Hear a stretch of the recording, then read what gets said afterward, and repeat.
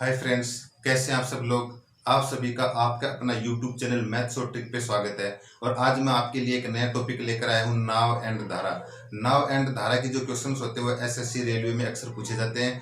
और इसके जो आज क्वेश्चन होंगे मैं आपको एक अलग सबसे हटके एक नए तरीके से बताऊंगा। यानी कि इसके अंदर ना कोई फॉर्मूला होगा ना कोई सूत्र होगा, सिर्फ और सिर्फ एक मैं डायग्राम बनाऊंगा। यदि आपने उस डायग्राम को सीख लिया, वो समझ लिया, तो सारे क्वेश्चन अपन आसानी से हल कर सकते हैं। ठीक है, तो ज्यादा टाइम वेस्ट न करते हुए अपन अपना टॉपिक के स्टार्ट करते हैं। तो देखो, सबसे पहले मैं जिस डायग्राम की बात कर रहा हूँ वही मैं आपको समझाऊंगा, उसके बाद अपन क्वेश्चन से स्टार्ट करेंगे।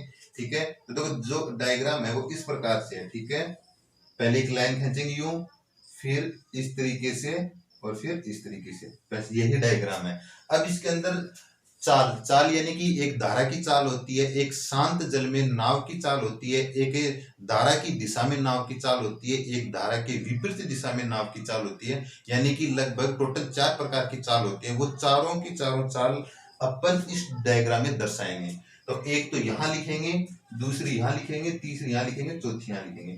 अब कौन सी जगह पे किस प्रकार की चाल लिखी जाएगी वो बात अपने सीखने लायक है। ठीक है, यही चीज इसमें सीखने लायक है। तो देखो यहाँ पर जो चाल लिखेंगे, यहाँ पर जो चाल लिखेंगे वो होगी नदी या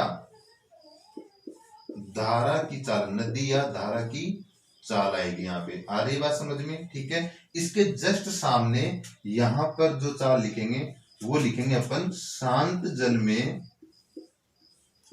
शांत जल में, शांत जल का मतलब यानी कि नदी या कोई धारा प्रवाह नहीं हो रही, सिर्फ और सिर्फ इकट्ठा पानी इकट्ठा हो रखा है, उसके अंदर नाव या जो भी तैराक है उसकी चाल क्या होगी। तो शांत जल में व्यक्ति या तैराक भी हो सकता है, या फिर इसमें कोई नाव भी हो सकती है। ठीक है, इस तरह के शब्द यूज होंगे, या तो कोई व्यक्ति होगा या तैरने का, या तैराक होगा या नाव होगी। शांत जल में इनमें से किसी की चाल। ठीक है, शांत जल में व्यक्ति की चाल। ठीक है, आगे बात समझ में। अब देखो ये क्या है, इसमें एक ये ढलान है, ढलान यानी ढलुआ भाग है। तो इसमें जब देखो कोई भी अपन नॉर्मल सी बात है, जब किसी ढलान वाले क्षेत्र में अपन चलते हैं तो अपने को ज्यादा मेहनत नहीं करनी पड़ती, ऐसा लगता है जैसे पीछे से कोई धक्का लगा रहा है। तो वही बात है कि जब कोई व्यक्ति नदी की दिशा में तैरेगा, यानी जिस दिशा में नदी बह रही है उसी दिशा में व्यक्ति चलेगा, अब तैरेगा, तो उसको तैरने में ज्यादा मेहनत नहीं करनी होगी। ठीक है, क्योंकि वो खुद की जो स्पीड होती है वो प्लस नदी की जो चाल होती है वो, तो उन दोनों चालों के योग की जो चाल बनेगी उसी चाल से वो तैरेगा। यानी कि इस साइड यहाँ पर जो लिखेंगे वो होगी नदी की दिशा में, नदी की दिशा में नाव या व्यक्ति की चाल। आ रही है बात समझ में। ठीक है, अब देखो ये क्या है, ये एकदम ऊंचाई है, यानी कि चढ़ना जिसे बोलते हैं। अगर अपन यूं चढ़ाई में चलेंगे तो अपने को काफी मेहनत करनी पड़ेगी। ठीक है, और बिल्कुल धीरे चढ़ना, नॉर्मली अपन जिस चाल से चलते हैं उससे भी कम चाल से चलना पड़ेगा अपने को। ठीक है, क्योंकि चढ़ाई में अपनी चाल कम हो जाती है। तो यहाँ इसका मतलब आप समझ गए होंगे कि जब नदी की विपरीत दिशा में अपन दौड़ेंगे, सॉरी तैरेंगे, नदी की विपरीत दिशा में जब अपन तैरेंगे तो अपनी चाल कम हो जाएगी ऑटोमेटिकली। कितनी कम हो जाएगी, जितनी नदी की चाल है उतनी कम हो जाएगी। यानी कि मान लो कि अपन शांत जल में 5 किलोमीटर प्रति घंटे की रफ्तार से तैर सकते हैं, और शांत जल में यानी अपनी पर्सनल जो तैराक है, जो स्पीड है वो 5 किलोमीटर प्रति घंटा है। ठीक है, यदि किसी नदी की बहने की जो क्षमता है, बहने की जो चाल है, उसकी चाल 4 किलोमीटर प्रति घंटा है, तो उस 4 किलोमीटर प्रति घंटा से बहने वाली नदी के अंदर यदि 5 किलोमीटर प्रति घंटा से तैरने वाला व्यक्ति उसके विपरीत दिशा में जब तैरेगा तो वो मात्र 1 किलोमीटर प्रति घंटे की रफ्तार से ही आगे बढ़ पाएगा, क्योंकि उसकी जो 5 किलोमीटर प्रति घंटे की रफ्तार थी उसमें से नदी की 4 किलोमीटर प्रति घंटे की रफ्तार कम हो जाएगी। ठीक है, और जैसे आगे क्वेश्चन करेंगे मैं आपको समझाऊंगा। तो यहाँ पे आप समझ गए होंगे नदी के विपरीत दिशा में चाल, नदी के विपरीत दिशा में चाल, नदी के विपरीत दिशा में चाल।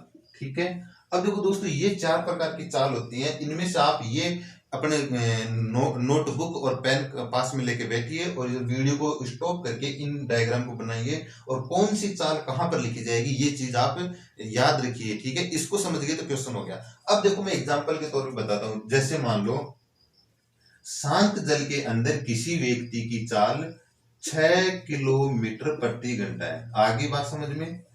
ये क्या है? शांत, यहाँ पे लिखा है, इसका मतलब शांत जल में व्यक्ति या तैराक या नाव की चाल क्या है? 6 किलोमीटर प्रति घंटा।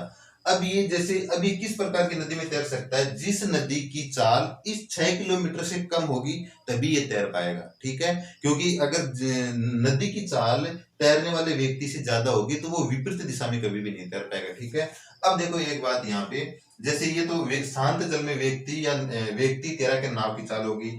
अब उस नदी की या धारा की चाल मान लो 4 किलोमीटर प्रति घंटा है। आगे बात समझ में? तो देखो नदी या धारा की चाल 4 किलोमीटर प्रति घंटा है, शांत जल में व्यक्ति की चाल 6 किलोमीटर प्रति घंटा है। तो अब अपने से पूछा जा सकता है कि नदी की दिशा में नाव या व्यक्ति की चाल ज्ञात कीजिए। तो नदी की दिशा में, जब नदी की दिशा में अपन नदी के साथ नदी की दिशा में ही तैरेंगे तो अपनी स्पीड डबल हो जाएगी। डबल मतलब जितनी नदी की स्पीड है वो और प्लस अपनी दोनों का जो योग होगा उसी चाल से अपन नदी की दिशा में तैर पाएंगे। तो देखो नदी की कितनी है? 4 और शांत जल में व्यक्ति कितने? 6। तो जब वो नदी की दिशा में दौड़ेगा तो इन दोनों के योग के बराबर दौड़ेगा। ठीक है, तो कितना हो गया? 6 + 4 कितना हो गया? ये आ जाएगी 10 किलोमीटर प्रति घंटा। आगे बात समझ में? अपने से ये दोनों चाल देकर ये पूछ लिया जाए तो दोनों का योग कर देंगे। आगे बात समझ में? अब देखिए आप नदी के विपरीत दिशा में जब तैरेंगे तो नदी के विपरीत दिशा में जितनी नदी की चाल होती है वो कम हो जाती है व्यक्ति की चाल में से। यानी कि अगर ढलान में यानी कि नदी की दिशा में जब व्यक्ति की चाल ज्ञात करेंगे तब तो दोनों का योग करेंगे, और नदी की विपरीत दिशा में जब व्यक्ति की चाल ज्ञात करेंगे तो दोनों का अंतर कर देंगे। तो 6 और 4 का अंतर कितना हो गया? 2। तो ये आ जाएगा 2 किलोमीटर प्रति घंटा। आ रही है बात समझ में?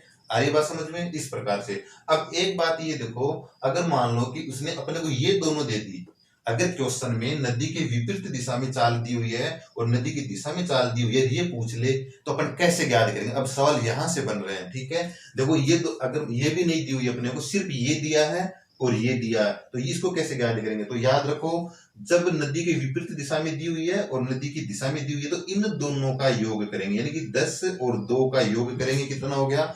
12। फिर 12 में 2 का भाग यानी 12 का आधा करेंगे, कितना हो गया? 6। तब ये आ जाएगा। आ रही बात समझ में? इन दोनों का योग करके 2 का भाग लगाएंगे तो शांत जल में व्यक्ति की चाल आ जाएगी। आ रही बात समझ में? और जब मान लो कि ये पूछ ले अपने से तो कैसे ज्ञात करेंगे? इन दोनों का अंतर, जब नदी की चाल पूछी जाएगी, ये वाली चीज पूछी जाएगी, तो इन दोनों का अंतर, तो 2 और 10 का अंतर कितना होता है? 8 होता है। फिर उसमें 2 का भाग यानी कि आधा करेंगे, तो 8 का आधा कितना हो गया? 4। तो इन दोनों का अंतर किया 8 हो गया, 8 का आधा किया 4 हो गया, तो ये आ गया। आ गया? अरे बात समझ में? अब देखो इसके अंदर ये मान लो, आप दूसरा क्वेश्चन बताता हूं आपको। जैसे मान लो कि ये दोनों अपने को दी गई, ये दी गई और ये दी गई है, ये पूछ लिया, तो कैसे ज्ञात करेंगे? कैसे ज्ञात करेंगे? इसका डबल कर देंगे। किसका? इसका डबल। तो 6 का डबल कितना हो गया? 12। उसमें से ये माइनस कर देंगे जितना ऊपर होगा, तो 12 में से कितना माइनस करें? ऊपर कितना लिखा हुआ? 2 लिखा हुआ, तो 12 में से 2 माइनस कर दो, कितना आ गया? 10 आ गया। ठीक है, अगर ये दोनों दी जाए, ये दोनों दी जाए और ये पूछी जाए तो क्या करेंगे? इसका डबल, वही डबल करेंगे। 6 का डबल कितना हो गया? 12 हो गया। 12 में से ये नीचे वाली माइनस कर देंगे तो कितना हो गया? 2 बच गया। आगे बात समझ में? इस प्रकार से अपन जो भी पूछेगा हर प्रकार के आंसर निकाल सकते हैं। चारों में से लगभग अपने को अक्सर कोई 2 चाल दी जाएगी, उसके बाद में बची हुई 2 चालों में से कोई एक पूछा जाएगा। कभी कभी इसके अंदर दूरी भी पूछी जाती है, तो दूरी ज्ञात करने के लिए अपन क्या करेंगे? एक अपने को फॉर्मूला ज्ञात करना पड़ेगा। जैसे मान लो कि ये होता है, जैसे चाल बराबर होता है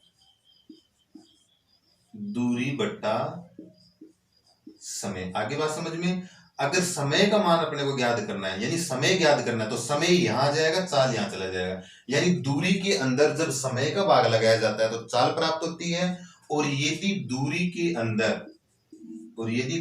के अंदर ये चाल यहां पे आ जाएगी, यानी कि चाल का भाग लगाया जाएगा, तो क्या प्राप्त हो जाएगा? समय इधर चला जाएगा, यानी कि समय प्राप्त होगा। आगे बात समझ में? ठीक है, दूरी वहीं पे ही रहती है। दूरी में तीन प्रकार की चीजें होती है, दूरी, समय, चाल। यदि दूरी के अंदर यदि चाल का भाग लगाएंगे तो समय प्राप्त होगा, और यदि समय का भाग लगाएंगे तो चाल प्राप्त होगी। ठीक है। अब जैसे मान लो कई बार क्या होता है कि अपने को चाल और समय दे दिया जाता है, दूरी पूछ ली जाती है, तो तब क्या करते हैं अपन, तब क्या करते हैं कि समय को इधर भेज देंगे तो क्या हो जाएगा, समय यहाँ पे एक मल्टीप्लाई हो जाएगा। तो चाल गुणा समय, यानी चाल और समय का मल्टीप्लाई किसके बराबर होता है, दूरी के बराबर होता है। यानी कि यहां मैं लिख देता हूं, जैसे चाल इंटू समय, ये किसके इक्वल होगा, ये होगा दूरी। आ रही बात समझ में। तो ये देखो तीन प्रकार के फॉर्मूले नहीं है, फॉर्मूला सिर्फ और सिर्फ एक ही है। इनमें से कोई सा एक ज्ञात कर लो, चाहे तो ये ज्ञात कर लो, चाहे ये ज्ञात कर लो, चाहे ये वाला ज्ञात कर लो, तीनों एक ही है। अगर चाल ज्ञात करनी होगी तो समय को इधर भाग लगा देंगे, ठीक है, और यदि समय ज्ञात करना होगा तो चाल का इधर भाग लगा देंगे। आ रही बात समझ में। और दूरी ज्ञात करनी होगी तो इन दोनों का गुणा कर देंगे तो दूरी आ जाएगा, सीधी सी बात है। ठीक है। अब देखो जैसे मान लो कि और थोड़ा सा डिटेल में और समझा देता हूं मैं। अभी देखो अपने क्वेश्चन स्टार्ट नहीं हुआ है, लेकिन थोड़ा बेसिक आना भी तो बहुत जरूरी है। बगैर बेसिक डायरेक्ट क्वेश्चन अपन नहीं समझ सकते। एक बार अगर 2 घंटे के लिए कुछ सीख भी लिया, थोड़ा सा समझ लिया, रट लिया, तो वो कोई काम की बात नहीं है। ठीक है। तो अब देखो जैसे मान लो कि यहाँ पे मैं कोई चीज लिख रहा हूँ, जैसे मान लो कि कोई गाड़ी 3 घंटे के अंदर 3 घंटे के अंदर 15 किलोमीटर चलती है। आ रही बात समझ में। 3 घंटे के अंदर 15 किलोमीटर चल रही है, तो 1 घंटे में कितनी चलेगी, 3 घंटे में 15 किलोमीटर जा रही है, तो सीधी सी बात है 1 घंटे में 5 किलोमीटर जाएगी। 5 प्लस 5 प्लस 5, 3 बार 5, 5 प्लस 5 5 प्लस 5 करेंगे तो 15 किलोमीटर, और एक एक घंटा 3 घंटा हो गया। तो इसके लिए क्या करते हैं, यानी कि 1 घंटे में कितना चलेगा, तो 1 घंटे में कम चलेगा, तो ये क्या जाएगा 15/3, यानी कि 5 किलोमीटर। आगे बात समझ में। चाल किसे कहते हैं, 1 घंटे में तय की गई दूरी को ही चाल कहते हैं। अब यहाँ पे 1 घंटे में 5 किलोमीटर जा रही है, तो कितना हो गया, 5 किलोमीटर प्रति घंटा चाल हो गई। तो देखो ये 15 क्या था, ये दूरी थी, कितनी थी, दूरी। आगे बात समझ में। ये दूरी थी, और दूरी में किसका भाग लगाया, घंटे का, यानी कि समय का। दूरी में किसका भाग लगाया, समय का। तो क्या प्राप्त हुई अपने को, चाल प्राप्त हुई। तो जब दूरी में समय का भाग लगाते हैं तो क्या प्राप्त होती है, चाल प्राप्त होती है। आ रही बात समझ में। यही तो चीज है यहाँ पे, यानी कि चाल बराबर क्या हो गया, दूरी बटे समय हो गया। ठीक है। अब उम्मीद करता हूँ कि आपको जो भी चीजें मैंने समझा आपको समझ में आया होगा। अब देखो अपन इसके क्वेश्चंस करते हैं, जिससे कि आप थोड़ा और डिटेल से समझ पाओगे। ठीक है। तो देखिए अपन फर्स्ट क्वेश्चन देखेंगे।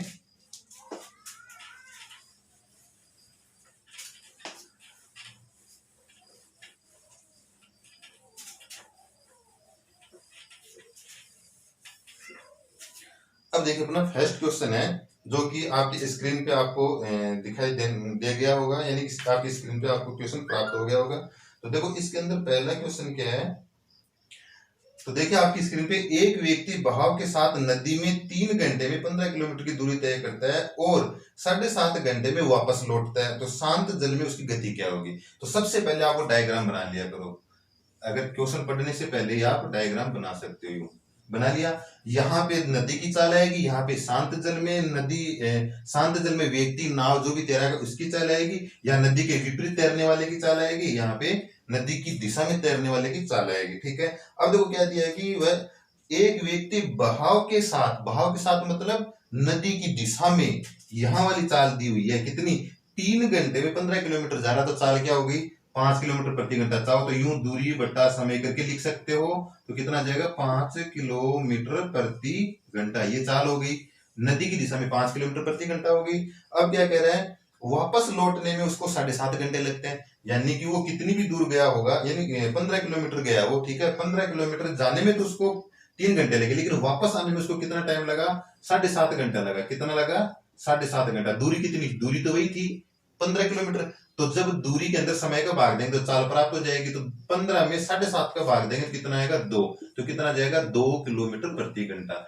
यानी कि उस व्यक्ति की नदी की दिशा में तो चाल क्या है, 5 किलोमीटर प्रति घंटा, और नदी की विपरीत दिशा में चाल कितनी है, 2 किलोमीटर प्रति घंटा है। अब पूछा क्या है, अब देखो क्वेश्चन में क्या पूछा अभी नहीं देख रहा मैं यहाँ लिखता हूं। तो ये चाल निकालेंगे, यानी कि शांत जल में उस व्यक्ति की चाल कितनी हो जाएगी, इन दोनों को जोड़कर 2 का भाग लगाना, यहाँ वाली संख्या के लिए, यही तो बताया था मैंने। तो 5 और 2 कितना हो गया, 7 हो गया। 7 का आधा करना है अपने को, यानी कि 2 का भाग लगाना है, तो कितना आ जाएगा, 3.5 आ जाएगा। तो 3.5 किलोमीटर प्रति घंटा शांत जल में उस व्यक्ति की चाल। ठीक है। अब यदि नदी या धारा की पूछे, नदी या धारा की पूछे वो यहाँ पे आ जाएगी। यहाँ वाला आंसर निकालने के लिए क्या करते हैं, इन दोनों का अंतर करेंगे, यानी 5 का 2 का अंतर करेंगे, फिर उसका आधा करेंगे। तो 5 का 2 का अंतर कितना होता है, 3 होता है। 3 का आधा कितना होता है, 1.5 होता है। तो यहाँ पे कितना आ जाएगा, 1.5 किलोमीटर प्रति घंटा।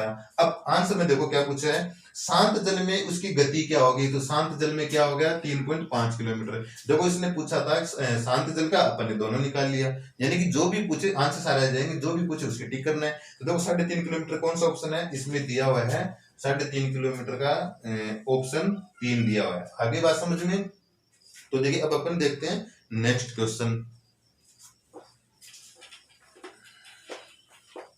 अब अपन देखते हैं नेक्स्ट क्वेश्चन। तो देखो नेक्स्ट क्वेश्चन है, पहले वही डायग्राम बना लेते हैं, ये मैंने डायग्राम बना लिया। आगे बात समझ में। नेक्स्ट क्वेश्चन देखिए अपनी स्क्रीन पे कि एक व्यक्ति स्थिर जल, स्थिर का मतलब शांत जल 3 किलोमीटर प्रति घंटा से तैर सकता है, यानी स्थिर जल में, यानी कि ये दी हुई है, तो ये कितनी दी हुई है, 3 किलोमीटर प्रति घंटा दिया हुआ है, ठीक है।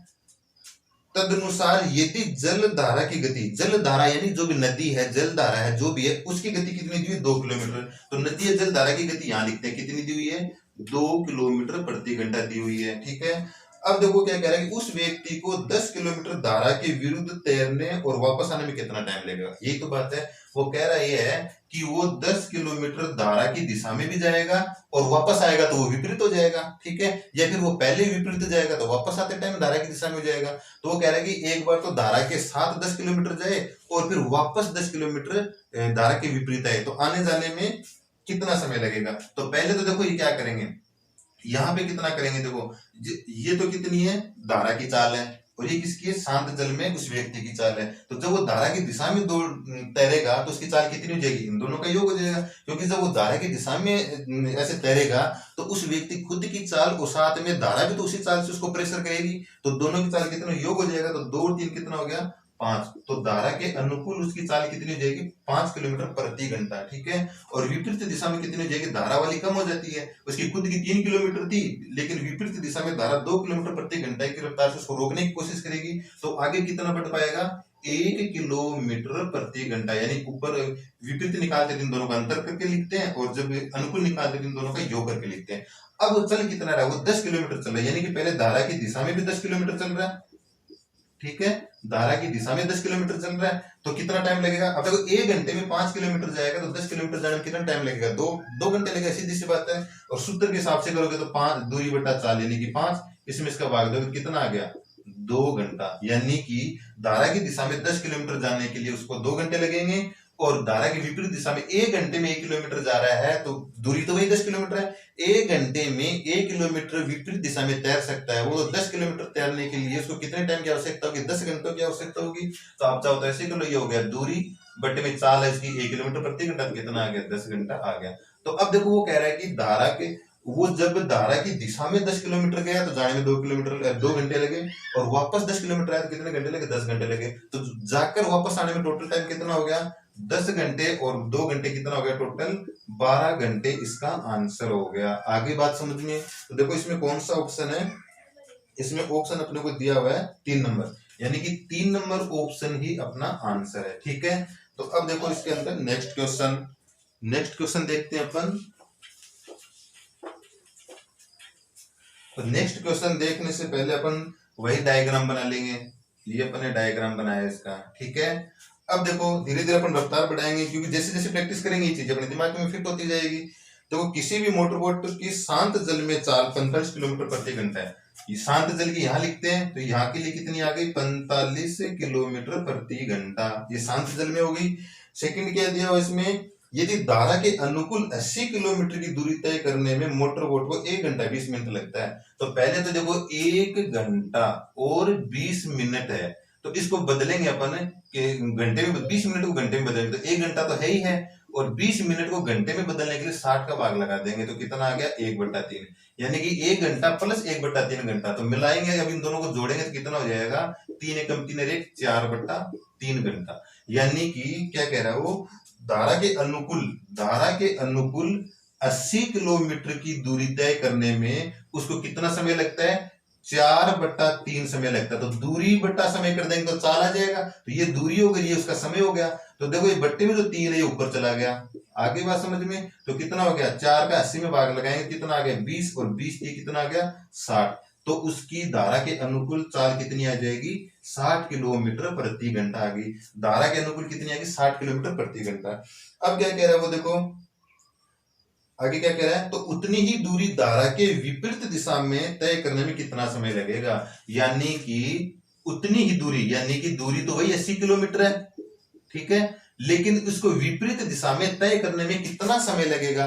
तो दूरी बट्टा चाल करेंगे तो विपरीत दिशा में इसकी चाल तो ज्ञात करें पहले। तो चाल मैंने क्या बताया था कि जब ये दोनों दी जाती है, अब अपने पास ये दोनों है, तो जब ये दोनों होती है तो इसको कैसे ज्ञात करते हैं, ये चाल कैसे ज्ञात करते हैं, इसका डबल करेंगे, इसको घटा देंगे। तो इसका डबल कितना हो गया 45, का डबल 90 हो गया, 90 में से 60 कम कर दो कितना हो गया 30 हो गया। तो ये इसकी चाल आ गई। तो दूरी बटे चाल, यानी कि इसकी विपरीत दिशा में जो तैरने की चाल थी वो 30 किलोमीटर प्रति घंटा थी। तो 30 किलोमीटर प्रति घंटा की रफ्तार से जब वो तैरेगा तो 80 किलोमीटर दूरी तय करने में कितना समय लेगा।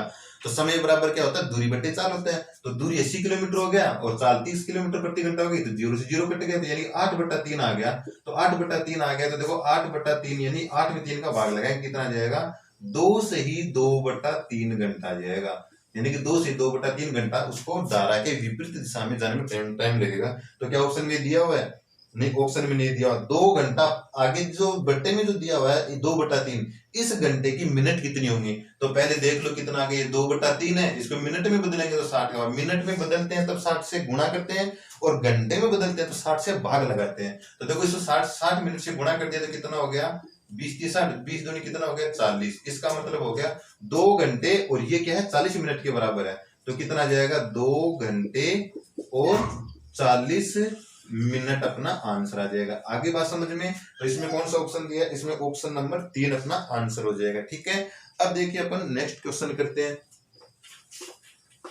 अपना नेक्स्ट क्वेश्चन है वो इस प्रकार से है, एक नाव शांत जल में, यानी कि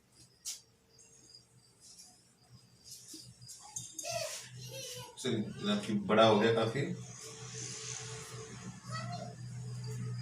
ये अपना डायग्राम है। एक नाव शांत जल में 1 घंटे में 6 किलोमीटर जाती है। तो चाल वही तो होती है जो 1 घंटे में जितनी दूरी तय की जाती है वही चाल होती है। तो क्या कह रहा है शांत जल में, यानी कि तो इसकी चाल कितनी होगी 6 किलोमीटर। चलो यही लिख देता हूँ, ये हो गया 6 किलोमीटर प्रति घंटा। यहाँ पे क्वेश्चन आ गया होगा, दिखाई नहीं दे रहा होगा, ठीक है। तो 6 किलोमीटर प्रति घंटा इसकी चाल है, क्योंकि 1 घंटे में 6 किलोमीटर जा रहा है वही तो चाल होती है। फिर क्या कह रहा है, परंतु धारा के प्रतिकूल यही दूरी चलने में 3 गुना समय लगता है। यही दूरी का मतलब, प्रतिकूल का मतलब ये वाली, और यही दूरी का मतलब 6 किलोमीटर की तो बात कर रहा है वो। यही दूरी चल रहा है, इसका मतलब 6 किलोमीटर चल रहा है, लेकिन चलने में टाइम कितना लगा है, जितना इसमें लगा था उसका 3 गुना। तो इसमें कितना टाइम लगा था 6 किलोमीटर चलने में सिर्फ 1 घंटा लगा था, तो इसमें चलने के लिए 3 गुना टाइम लगेगा। यहाँ 1 घंटा लग रहा, तो यहाँ कितना घंटा लगेगा 3 घंटा लगेगा। तो ये तो हो गई दूरी और ये हो गया समय 3 घंटा। तो जब दूरी में समय का भाग देंगे तो कितना आ जाएगा, चाल आ जाएगी। तो 6 में 3 का भाग देंगे तो 2 आ जाएगा, 2 किलोमीटर प्रति घंटा। आगे बात समझ में? जिस व्यक्ति की शांत जल में चाल 6 किलोमीटर प्रति घंटा है, उसी व्यक्ति की विपरीत दिशा में, धारा के विपरीत दिशा में तैरने पर उसकी चाल कितनी हो जाती है, 2 किलोमीटर प्रति घंटा हो जाती है, ठीक है। अब क्या क्या क्या कहा गया इसमें, देखिए इसमें कहा गया, तो धारा की चाल कितनी होगी, धारा की चाल पूछिए, यानी धारा की चाल ये वाली पूछिए, ठीक है। तो ये वाली चाल जब अपन ज्ञात करेंगे तो देखो किस प्रकार से ज्ञात करेंगे, कई प्रकार से अपन ज्ञात कर सकते हैं। पहले तो देखो इन दोनों का अंतर करके आधा करेंगे तब ये आएगी। तो ये कैसे ज्ञात करें, तो इसका डबल करो, 6 का डबल कितना हो गया 12 हो गया, 6 का डबल कितना हो गया 12, और ये माइनस कर देते हैं। तो 12 में से 2 माइनस कर दिया कितना हो गया 10 किलोमीटर प्रति घंटा। यानी विपरीत 2 किलोमीटर प्रति घंटा की रफ्तार से तैरता है और धारा की दिशा में 10 किलोमीटर प्रति घंटा की रफ्तार से तैरता है। अब ये जब अपने को ज्ञात करनी है, तो ये जब ज्ञात करनी है तो क्या करेंगे, इन दोनों का अंतर, 2 का और 10 का अंतर कर देंगे, कितना हो गया 8 हो गया, कितना हो गया 8 हो गया, और फिर उसका आधा कर देंगे, कितना हो गया 4 किलोमीटर प्रति घंटा हो गया। आगे बात समझ में? इस तरीके से अपन ज्ञात कर सकते हैं। तो इसमें कौन सा ऑप्शन है, इसमें ऑप्शन नंबर है 1। इसमें कौन सा ऑप्शन दिया, ऑप्शन नंबर 1। अब देखो इसमें इसको ज्ञात करने की जरूरत नहीं, एक दूसरे तरीके से भी अपन ज्ञात कर सकते थे। ये 6 किलोमीटर, ये 2 किलोमीटर है, इन दोनों का अंतर करेंगे तो ये आ ही जाएगा। देखो इन दोनों का अंतर करने पे भी 4 किलोमीटर आ रहा है। अपने को सिर्फ ये दोनों तो दी गई थी, ये दोनों थी अपने पास, इसको ज्ञात करेंगे तो क्या करेंगे, इन दोनों का अंतर करेंगे तो ये आ जाएगा। ठीक है, यही बात समझ में, और इन दोनों का अंतर करेंगे तभी आ जाएगा। यानी कि इन दोनों का अंतर जब अपन करेंगे तो ये वाली प्राप्त होगी। ठीक है, और इन दोनों का अंतर जब अपन करेंगे तो ये वाली प्राप्त होगी। तो जब ये अपने को आंसर निकालना था तो यही तो थी अपने पास, ये दोनों थी, तो डायरेक्ट अंतर कर देते, ये आ जाता इसका।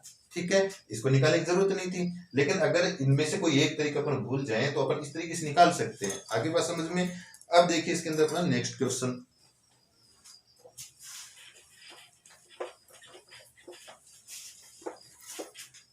नेक्स्ट क्वेश्चन क्या है इसमें, देखो, एक व्यक्ति 1 किलोमीटर उधर प्रवाह की दूरी, उधर प्रवाह का मतलब विपरीत दिशा होती है, ठीक है, 10 मिनट में तय करता है। यानी कि ये अपना डायग्राम हो गया, और उधर प्रवाह मतलब विपरीत दिशा में। तो क्या कह रहा है कि 1 किलोमीटर की दूरी, 1 किलोमीटर की दूरी तय करता है वो 10 मिनट में। कितने मिनट में? 10 मिनट में। अब देखो इसके अंदर क्या दिया हुआ है नेक्स्ट, और एक व्यक्ति 1 किलोमीटर उर्ध्व प्रवाह की दूरी 10 मिनट में तय कर सकता है, और अनुप्रवाह में 4 मिनट में। यानी कि उसी दूरी को, यानी कि उसी 1 किलोमीटर को अनुप्रवाह मतलब धारा की दिशा में, ठीक है, अनुप्रवाह का मतलब होता है धारा की दिशा में, तो उसी 1 किलोमीटर को धारा की दिशा में वो 4 मिनट में तय कर लेता है। इसका मतलब 1 किलोमीटर प्रति 4 मिनट में वो तय कर लेता है। आ रही है बात समझ में। अब देखो इसमें अपने आंसर जो है वो किलोमीटर प्रति घंटा दिया हुआ है, आंसर जो है वो क्या दिया हुआ है, किलोमीटर प्रति घंटा दिया हुआ है। तो इस ये चाल भी अपने को किलोमीटर तो है, लेकिन ये घंटे में चेंज करनी है। तो एक बात बताइए, ये कितना है, 10 मिनट है, तो देखो बहुत आसानी से चेंज हो जाएगा। 10 मिनट है तो इस 10 मिनट की जगह 60 मिनट का मतलब 1 घंटा ही तो होता है। तो 10 मिनट को यदि 60 में बदले, 60 मिनट, 10 मिनट की जगह 60 मिनट ले आए, यहाँ पर 10 मिनट की जगह 60 मिनट ले आए तो 1 घंटा हो जाएगा। तो इसको 60 मिनट में बदलने के लिए कितने से गुणा करें? 6 से गुणा करेंगे। तो इधर भी 6 से गुणा कर दो, इधर भी 6 से गुणा कर दो, तो कितना आ गया, 10 को 6 से गुणा करेंगे 60 मिनट, और 60 मिनट का मतलब कितना हो गया, 1 घंटा हो गया। 1 लगाए या न लगाए, और 1 किलोमीटर को 6 से गुणा करेंगे कितना हो गया, 6 किलोमीटर हो गया। यानी कि जो दूरी 1 किलोमीटर प्रति 10 मिनट में तय करते हैं उसकी चाल किलोमीटर प्रति घंटा में क्या होगी, 6 किलोमीटर प्रति घंटा हो गई। आगे बात समझ में। इसी प्रकार से देखो यहाँ पे कितना है, 4 किलोमीटर, इसको जब यहाँ पे 60 किलोमीटर में बदलेंगे तो कितने से गुणा करना पड़ेगा, 15 से गुणा करना पड़ेगा। अब इधर 15 से गुणा करेंगे तो इधर भी 15 से गुणा कर दो, ठीक है। तो चाल कितनी बन जाएगी, ये हो जाएगा 15 किलोमीटर। कितना हो जाएगा, 15 किलोमीटर, और प्रति घंटा यानी कि 15 चौके 60, 60 मिनट है, 60 मिनट लिखें या फिर 1 घंटा लिखें। और ये एक भी लगाएं तो लगाएं या न लगाएं कोई फर्क नहीं पड़ता, कुछ ये एक का ही प्रतीक होता है, ठीक है, ये प्रति होता है, ठीक है। तो उस क्या क्या इसमें, उस व्यक्ति की धारा की दिशा में 15 किलोमीटर प्रति घंटा चाल है, और धारा की विपरीत दिशा में 6 किलोमीटर प्रति घंटा चाल है। अब क्या कह रहा है, तो प्रवाह की गति क्या है, प्रवाह मतलब धारा की गति क्या है, ये अपने को ज्ञात करनी है। तो ये ज्ञात करने के लिए पिछले क्वेश्चन में बताया था मैंने, इन दोनों का अंतर करके आधा कर दो। तो 15 और 6 का अंतर करेंगे तो 9, और 9 का आधा 4.5, डायरेक्ट आंसर आ गया अपना कितना, 4.5 किलोमीटर प्रति घंटा, ठीक है। तो इसमें कौन सा ऑप्शन दिया हुआ है, इसमें ऑप्शन फर्स्ट अपने को दिया हुआ है, ठीक है।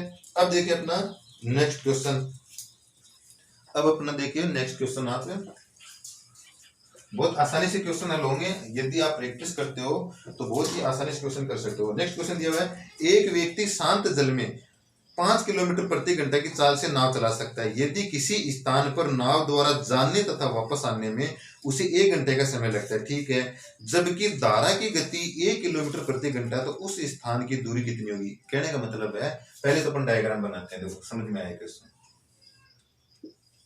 ये अपन ने डायग्राम बना लिया, ठीक है, आरी बात समझ में। अब क्या कह रहा है, शांत जल में 5 किलोमीटर प्रति घंटा उसकी चाल है, शांत जल है, यहाँ पे ये 5 किलोमीटर प्रति घंटा होगी। और क्या कह रहा है, धारा की गति दी हुई है 1 किलोमीटर प्रति घंटा, धारा की गति कितनी दी है, 1 किलोमीटर प्रति घंटा धारा की गति दी हुई है, ठीक है।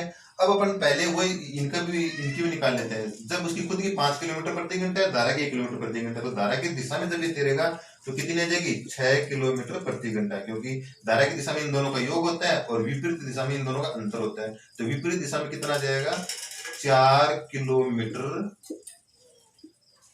प्रति घंटा उसकी चाल आ जाएगी, ठीक है, चारों चाल आ गई। अब एक देखो क्या कह रहा है अपने से, ये कह रहा है कि जैसे ये नदी है, ठीक है, ये यहां से लेकर यहां पर गया पहले तो, और फिर यहां से वापस यहां पे आ गया।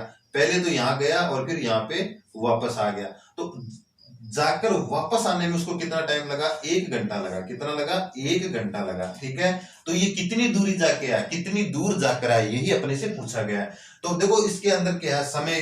देखो पहले तो ये देखो वो दूरी है, वो तो दोनों में समान है, क्योंकि जितनी दूर गया था उतनी दूरी पे वापस आया था। ठीक है, दूरी अपने को ज्ञात करनी, तो दूरी का अपने को पता ही नहीं है, तो अपन क्या करेंगे, यहाँ पे समय निकालेंगे। समय, तो समय बराबर क्या होता है? दूरी बट्टे चाल होता है। तो दूरी का अपने को पता नहीं है, तो क्या करेंगे अपन क्या करेंगे, ये जैसे मान लो समय, चलो यहीं लिख देता हूं मैं, ये हो गया समय। ठीक है, समय, दूरी का अपने को पता नहीं है, तो दूरी की जगह तो दूरी है, अगर बट्टे में चाल कितनी दी हुई है? 6 दी हुई है, तो ये इतना घंटा होगा। यानी कि धारा की दिशा में जाने में उसने दूरी बटा 6 किलोमीटर, यानी दूरी का एक्चुअल में अपने को पता नहीं, लेकिन दूरी की जगह दूरी मान लेते हैं अपन, तो दूरी बटा 6 किलोमीटर घंटा गया वो। इसी प्रकार से देखो इसकी चाल तो ये है, कितना समय लगाएगा ये भी क्या लगाएगा? दूरी बट्टा चाल। चाल अपने पास दी हुई है, तो दूरी बट्टा चाल का मतलब क्या होता है? समय तो होता है। तो देखो उसको धारा की दिशा में जाने में इतना समय लगा, ठीक है, और धारा की विपरीत दिशा में जाने में उसको इतना समय लगा।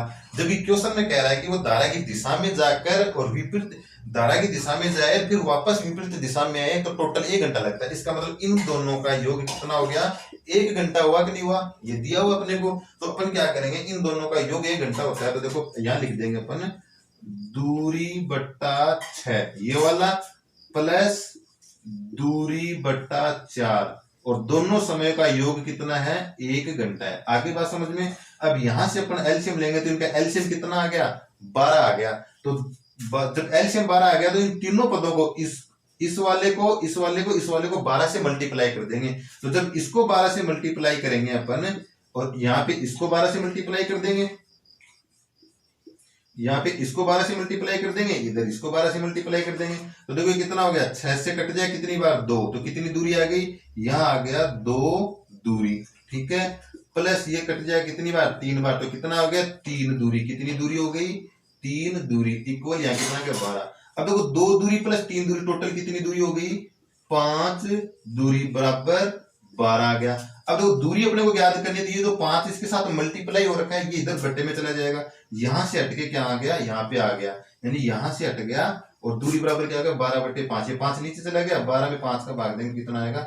2.4 किलोमीटर। इसका मतलब ये दूरी है, दूरी बराबर कितना आ गया? 2.4 किलोमीटर आ गया। तो देखो कितना, कौन सा ऑप्शन दिया हुआ है इसमें? ऑप्शन नंबर 3 दिया हुआ है।